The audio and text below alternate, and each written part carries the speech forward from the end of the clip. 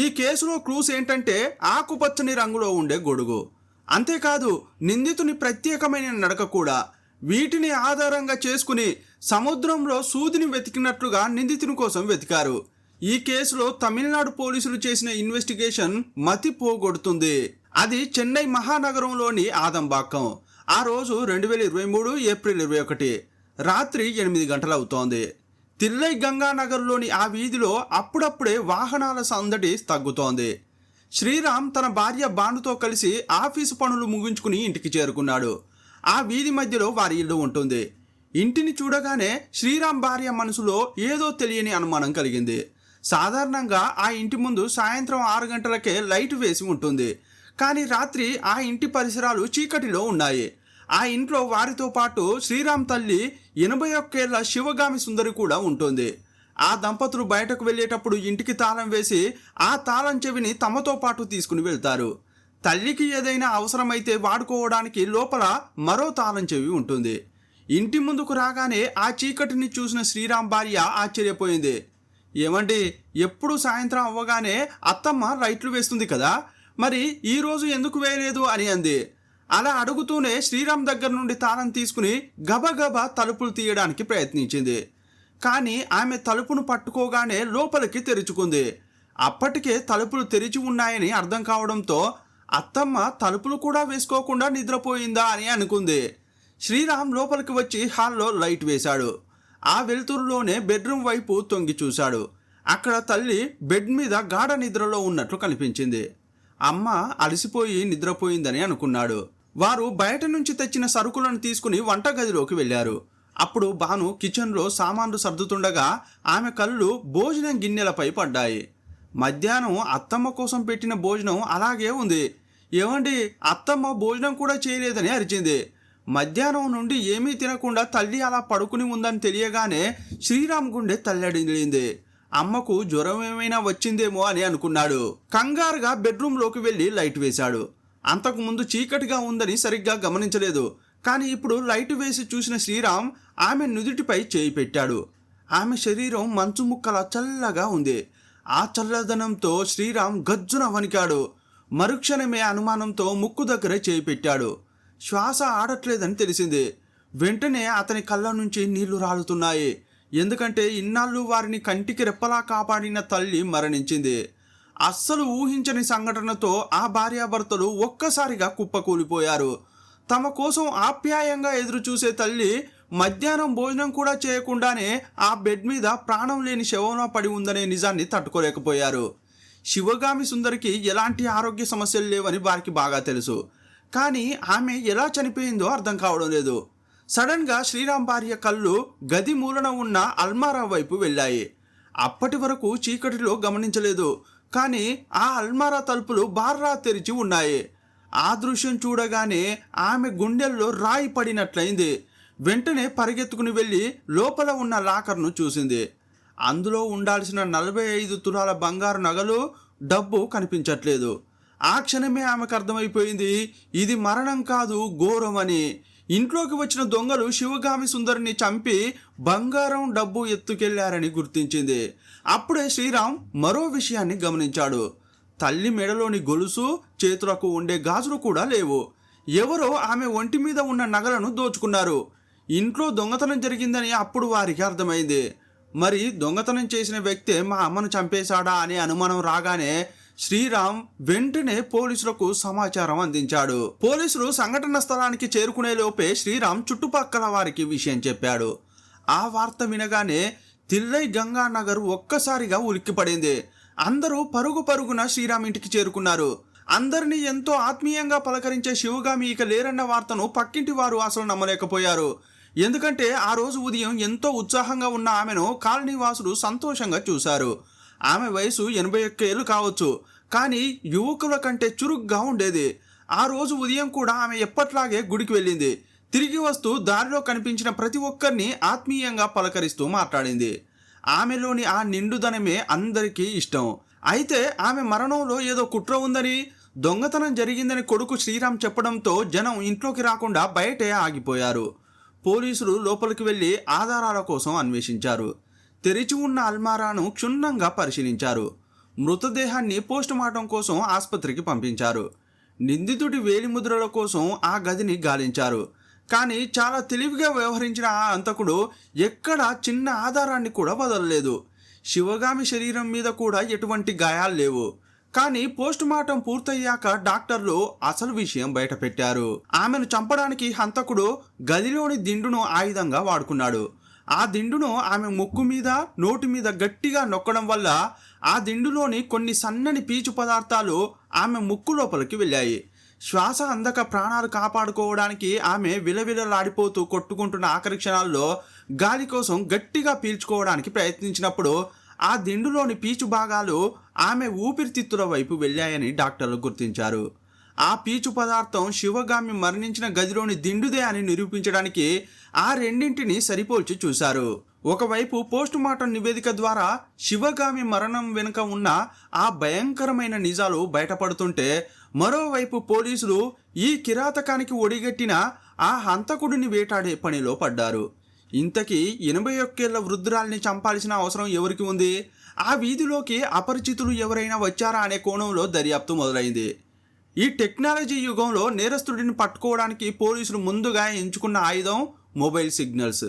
సాధారణంగా తిర్రైగంగా నగర్లోని ప్రతి ఇంట్లోనూ ఒకటి కంటే ఎక్కువ ఫోన్లు ఉంటాయి. ఆ ప్రాంతంలోని టవర్ పరిధిలో ఏ ఫోన్ నంబర్లు నిత్యం యాక్టివ్గా ఉంటాయో పోలీసులు ఒక జాబితా తయారు చేసుకున్నారు.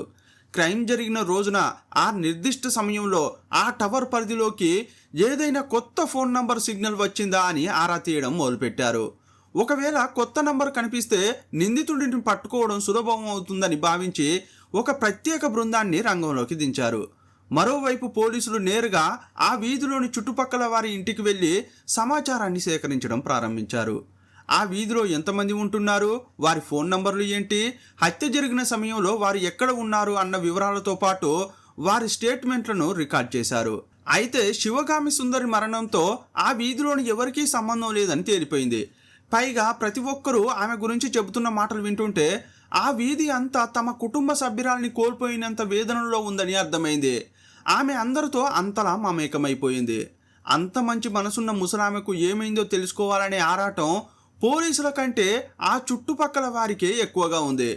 పోలీసులు కొడుకు శ్రీరామ్, కోడలు భానును కూడా అనుమానించారు. వారు చెప్పిన మాటల్లో ఏమైనా అబద్ధం ఉందా అని క్రాస్ చెక్ చేశారు. క్రైమ్ జరిగిన సమయంలో వారి మొబైల్ లొకేషన్లు ఎక్కడ ఉన్నాయని సెర్చ్ చేశారు. పోస్టుమార్టం నివేదిక ప్రకారం శివగామి మధ్యాహ్నం సమయంలోనే చనిపోయింది. సరిగ్గా ఆ సమయంలో శ్రీరామ్ అతని భార్య ఆఫీసు పనుల్లో ఉండి వేరే టవర్ పరిధిలో ఉన్నట్లు సాక్ష్యాధారాలతో రుజువైంది. అంటే వారు ఆ సమయంలో ఆ పరిసరాల్లోనే లేరని తేలింది. అయితే ఈ దారుణం చేసింది ఎవరో గుర్తు తెలియని వ్యక్తి అనేది పోలీసులకు అర్థమైంది. హంతకుడిని పట్టుకోవడానికి ఉన్న మరో ఆధారం సీసీటీవీ కెమెరాలు. ఇప్పుడు వాటిని తనిఖీ చేయాలని అనుకున్నారు. ప్రధాన రహదారిపై చాలా కెమెరాలు ఉన్నాయి, కానీ సంఘటన జరిగిన ఆ చిన్న వీధిలో మాత్రం ఎక్కడా కెమెరాలు లేవు. రోడ్డు పక్కన ఉన్న కొన్ని కెమెరాల విజువల్స్ చూసినా అవి చాలా దూరంగా ఉండడం వల్ల ఏమీ స్పష్టంగా కనిపించడం లేదు. నిందితుడి గురించి ఎలాంటి చిన్న క్లూ కూడా దొరకక పోలీసులు తలలు పట్టుకుంటున్న సమయంలో అనూహ్యంగా పక్కింటి వ్యక్తి పోలీసుల దగ్గరకు వచ్చాడు. సార్, మా ఇంట్లో ఒక చిన్న సీసీటీవీ కెమెరా ఉంది. ఆ దృశ్యాలు అంత క్లియర్గా లేవు, కానీ ఏదో ఒక వింత విషయం మాత్రం అందులో రికార్డ్ అయింది. మీరు దాన్ని ఒకసారి చూడాలి సార్ అని అన్నాడు. పోలీసులు వెంటనే అతని ఇంటికి వెళ్ళారు. ఆ కెమెరా సరిగ్గా శివగామి ఇంటికి ఎదురుగా ఉన్న ఇంట్లో అమర్చి ఉంది. వారు భద్రత కోసం భారీ ఖర్చుతో కూడిన కెమెరాలు కాకుండా కేవలం 500 నుండి 1000 రూపాయల లోపు దొరికే 2 చిన్న కెమెరాలు పెట్టుకున్నారు. వాటిలో క్లారిటీ తక్కువగా ఉండవచ్చు, కానీ అదృష్టవశాత్తు అవి కలర్ విజువల్స్ను కూడా క్యాప్చర్ చేస్తాయి. పోలీసులు ఆ వీడియోను ప్లే చేసి చూస్తుండగా ఒక్కసారిగా అందరి కళ్ళు విచ్చుకున్నాయి. అప్పుడు వారికి ఒక ఆసక్తికరమైన దృశ్యం కనిపించింది. అదేంటంటే ఒక ఆకుపచ్చని గొడుగు, గ్రీన్ అంబరిల్లా వారి దృష్టిని ఆకర్షించింది.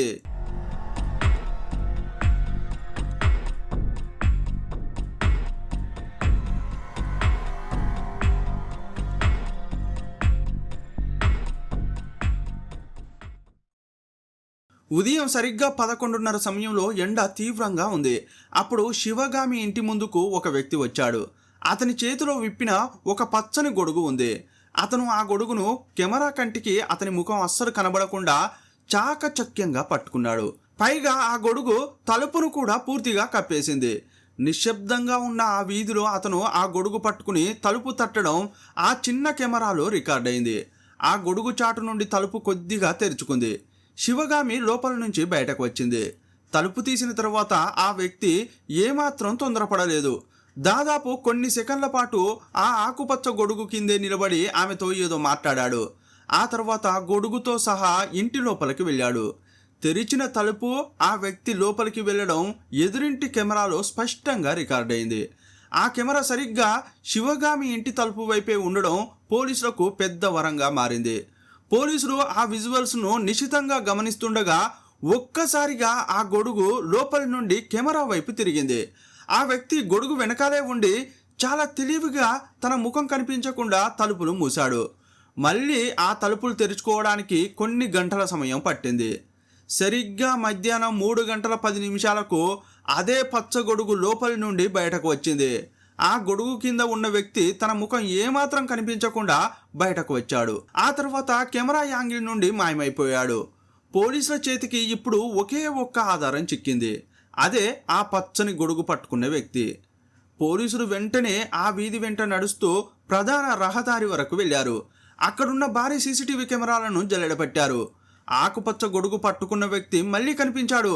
కానీ అక్కడ కూడా అతను చాలా తెలివిగా గొడుగును వంచి పట్టుకోవడంతో ముఖం ఎక్కడా కనిపించడం లేదు. పోలీసులు పట్టు వదలకుండా ఆ కెమెరాలను అనుసరిస్తూ ముందుకు వెళ్లారు. అలా వెతుకుతూ వారు కేకే నగర్ ప్రాంతానికి చేరుకున్నారు. అక్కడ రోడ్లు, సందులు చాలా ఎక్కువగా ఉన్నాయి. ఆకుపచ్చ గొడుగు వ్యక్తి ఆ తర్వాత ఏ కెమెరాలోనూ కనిపించలేదు. అతను సీసీటీవీ కెమెరాలు లేని చోటు చూసి తన గొడుగును మడతపెట్టి దాచిపెట్టి ఉంటాడని పోలీసులకు అర్థమైపోయింది. ఇప్పుడు పోలీసుల ఆశలు ఆవిరయ్యాయి. ఎందుకంటే ఆ సమయంలో కేకేఆర్ నగర్ నుండి వందలాది మంది జనం రాకపోకలు సాగిస్తున్నారు. ఆ గుంపులో గొడుగులేని నిందితుడిని పట్టుకోవడం సముద్రంలో సూదిని వెతకడం లాంటిది. పోనీ అతను వేసుకున్న బట్టల ద్వారా కనిపెడదామన్నా ఆ విజువల్స్లో అతని షర్టు అస్సలు కనిపించడం లేదు. కేవలం షర్టు కింది భాగం, ప్యాంటు కొంతవరకు మాత్రమే కనిపిస్తున్నాయి. అంతటి చిన్న క్లూతో ఒక వ్యక్తిని పట్టుకోవడం అసాధ్యం అనిపించింది. కానీ ఆ పచ్చగొడుగు రహస్యాన్ని ఛేదించే వరకు పోలీసులు విశ్రమించకూడదని నిర్ణయించుకున్నారు. సంక్లిష్టంగా మారిన ఈ కేసులో పోలీసులు ఏ చిన్న అవకాశాన్ని కూడా వదిలిపెట్టలేదు. ఆ సీసీటీవీ విజువల్స్లో కనిపిస్తున్న ప్యాంటు, షర్టును పదే పదే జూమ్ చేసి చూశారు. అలాంటి దుస్తులు ధరించిన వారు ఎవరైనా కేకే నగర్ నుంచి బయటకు వెళ్తున్నారా అని వందలాది వీడియోలను తనిఖీ చేశారు. కానీ హంతకుడి ఆనవాళ్లు దొరకలేదు. అయినా వదలకుండా ఈ ఆధారాలతోనే ఎంతవరకు వెళ్ళగలమో చూడాలనే మొండి పట్టుదలతో పోలీసులు నగరం నలుమూలలా ఉన్న కెమెరాలను జల్లెడపట్టడం కొనసాగించారు. నిజానికి ఆ పచ్చగొడుగు అనేది అరుదైన విషయం. చాలామంది నలుపు, నీలం లేదా రంగురంగుల గొడుగులు వాడుతుంటారు. కానీ మండుతున్న ఎండలో ఈ ఆకుపచ్చ రంగు గొడుగును వాడేవారు చాలా తక్కువ మంది ఉంటారు. అందుకే పోలీసులు ఒక నిర్ణయానికి వచ్చారు. నగరంలో ఎక్కడైనా సరే పచ్చ గొడుగుతో ఎవరైనా కనిపిస్తే వెంటనే వారిని తనిఖీ చేయాలని నిర్ణయించుకున్నారు. కొన్ని చోట్ల అడపాదడప పచ్చ గొడుగులు పట్టుకున్న వ్యక్తులు కనిపించారు. పోలీసులు వారి వివరాలని సేకరించేవారు. సంఘటన జరిగిన రోజున వారు ఎక్కడ ఉన్నారో తెలుసుకునేవారు.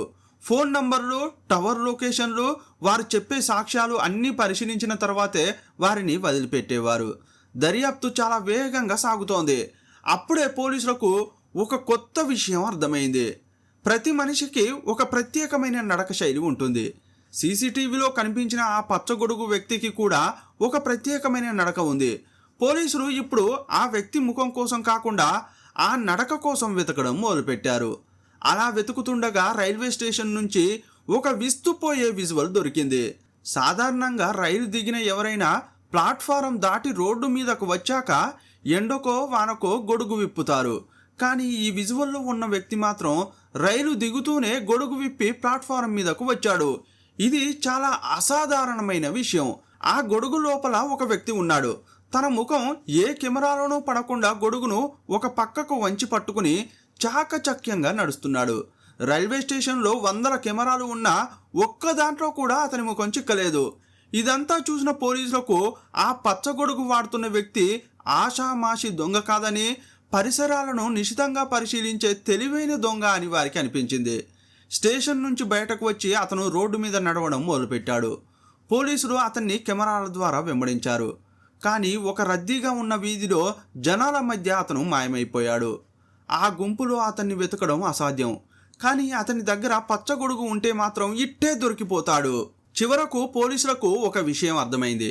ఆ ట్రైన్లో వచ్చిన వ్యక్తి శివగామి ఇంటికి వెళ్ళిన వ్యక్తి ఒక్కడే అని పోలీసులకు గట్టి నమ్మకం కుదిరింది. ఆ వ్యక్తి నడక శైలిని పోలీసులు తమ మనసుల్లో బలంగా ముద్రించుకున్నారు. పచ్చగొడుగుతో ఎవరైనా కనిపిస్తే వెంటనే రిపోర్టు చేయండి అని పోలీసు గ్రూపుల్లో ఆదేశాలు జారీ అయ్యాయి.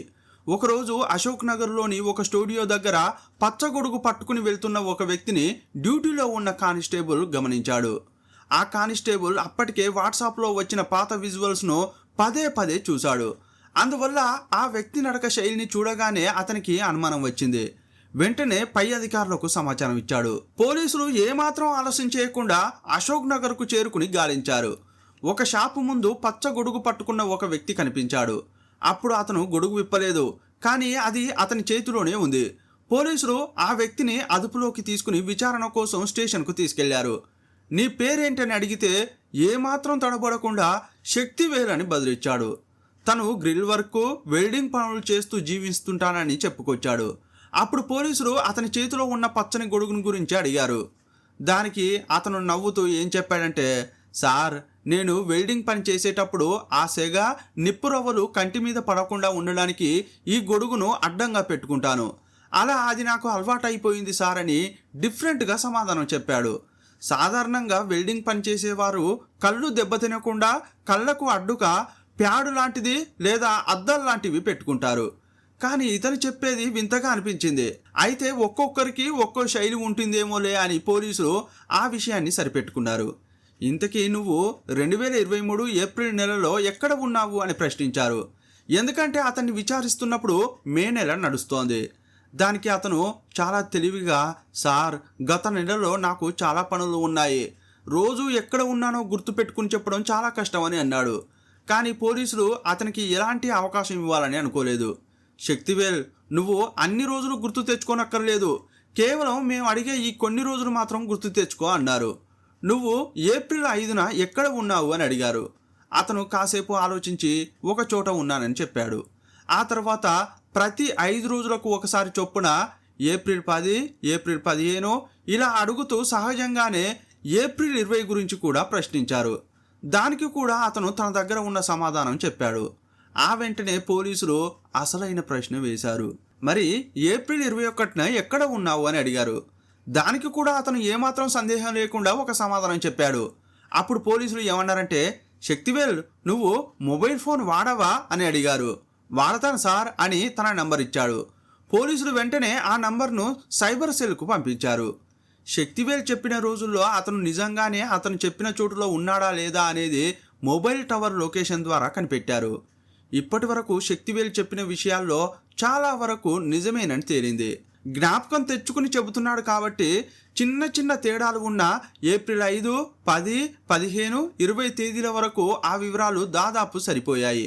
కానీ ఏప్రిల్ 21 విషయానికి వచ్చేసరికి ఒక పెద్ద తేడా బయటపడింది. ఆ రోజు తాను కోడంబాక్కం ప్రాంతంలో పనిలో ఉన్నానని చెప్పాడు. కానీ అతని మొబైల్ ఫోన్ సిగ్నల్ మాత్రం అక్కడ లేదు. సరిగ్గా అదే సమయంలో అతని మొబైల్ ఫోన్ నంబర్ కేకే నగర్లో ఉన్నట్లు టవర్ లొకేషన్ చూపించింది. ఈ ఒక్క క్లూతో పోలీసులకు శక్తివేల్పై ఉన్న అనుమానం గట్టి నమ్మకంగా మారింది. అప్పుడు పోలీసులు ఒక చిన్న నాటకం ఆడారు. శక్తివేల్ను లేపి అతని పచ్చగొడుగు అతనికే ఇచ్చి, ఇక నువ్వు వెళ్ళవచ్చు అని అన్నారు. అయితే వెళ్ళేటప్పుడు ఆ గొడుగును విప్పి నడవమని చెప్పారు. అతను ఆ గొడుగు పట్టుకుని ముందుకు నడుస్తుండగా మధ్యలో ఆపి మళ్ళీ వెనక్కి పిలిచారు.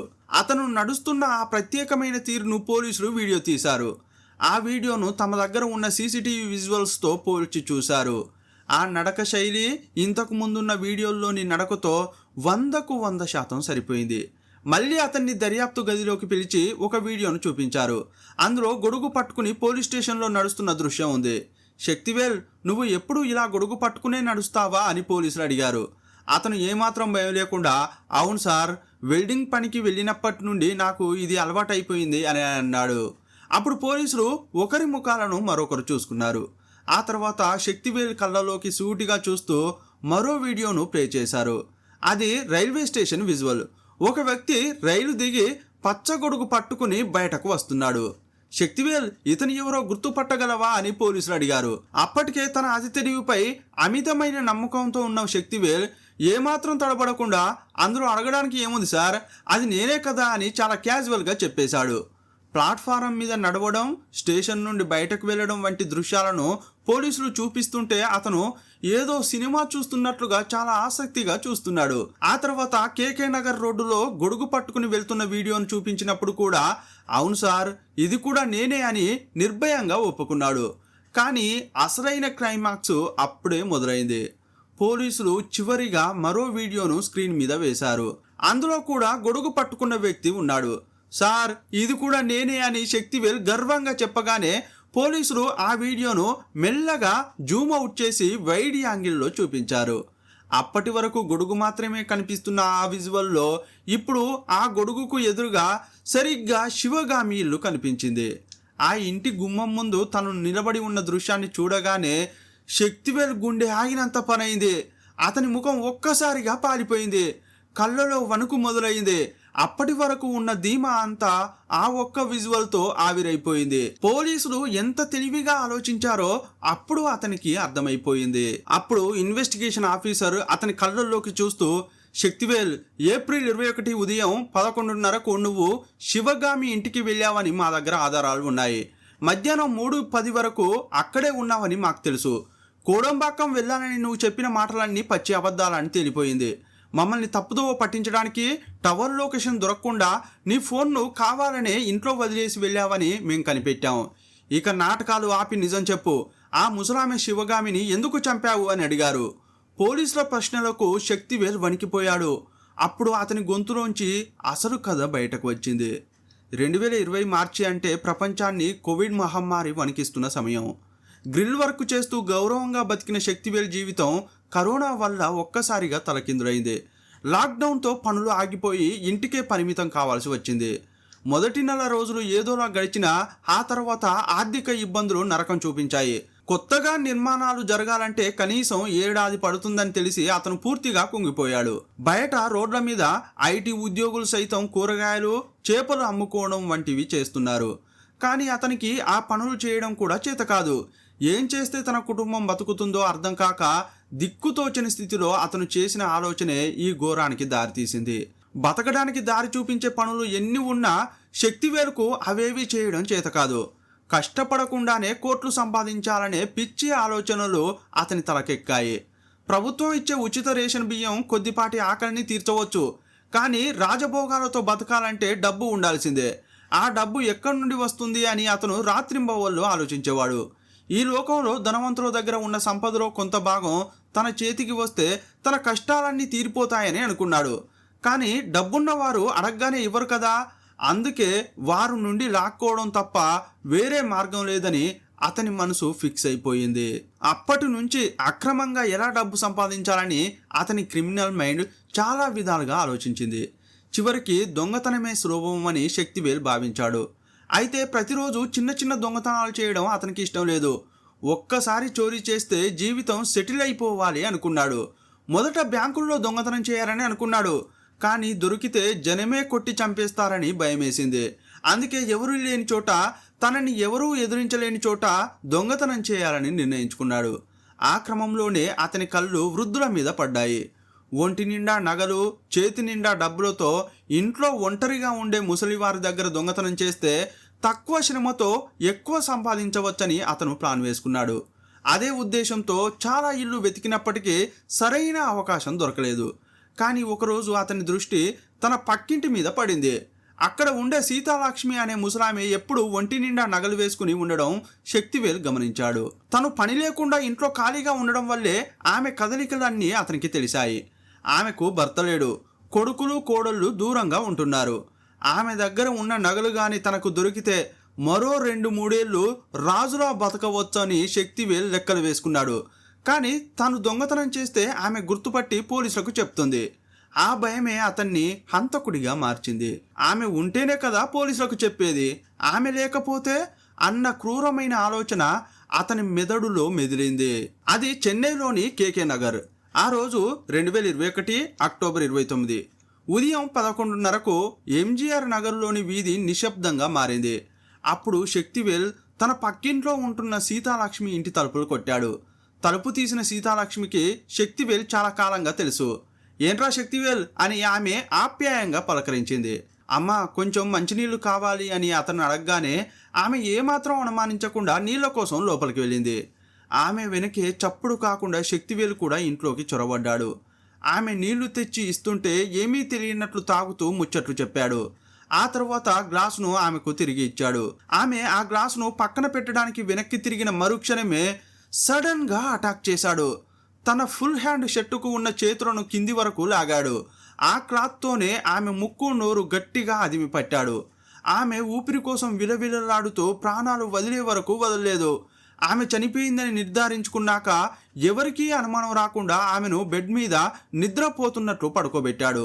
ఆ తర్వాత ఆమె ఒంటి మీద ఉన్న బంగారాన్ని, ఇంట్లో ఉన్న డబ్బును దోచుకున్నాడు. బయటకు వచ్చి ఇంటికి తాళం వేసి ఆ తాళం చెవిని కిటికీ లోపలికి విసిరేశాడు.